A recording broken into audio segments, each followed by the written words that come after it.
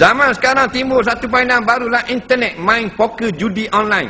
Tidak mempertaruhkan duit yang sebenarnya. Semuanya duit adalah chip yang diberi percuma dalam permainan. Hukumnya kata ulama haram kerana latihan kepada berbuat yang haram itu haram. Tak buat lagi latihan. Malam ni kita akan sewa pelacun 6 orang. Nah, tapi petang ni kita berlatih dulu. Kayak gini kita buang zik dia gini, kita koyak, kita skirt dia kita akak gini. Latihan dulu tu haram tak? Haram juga kerana boleh membawa kepada yang sungguh malang karang.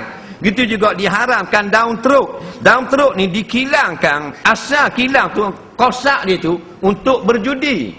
Dipanggil alatul maisir, alat untuk judi. Alat ni mal'unun, kena laknat. Sebab tu jangan simpan dalam rumah. Bang, ni haram dah. Awal-awal ni haram dah. Adapun sokang yang biasa tidak haram. Macam badminton tidak haram. Judi baru haram. Snooker bukan haram, dia sokang, bukan bertaruh.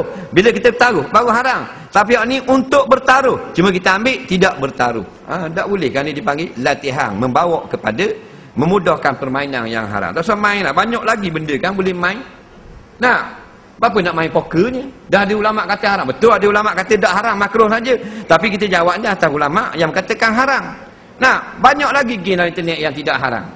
Bang, macam main tenis dalam tu, main golf kan boleh kan?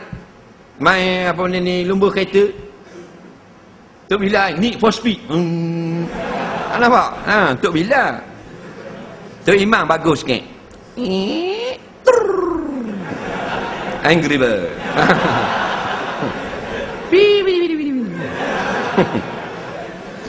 Tu dah haram lah. Yang main dalam poker tu nak buat benda. Jangan jadi macam budak-budak ni, kita beli mainan, dia tak mau main, dia nak main visa hak tajam-tajam. Jenis degil. Faham?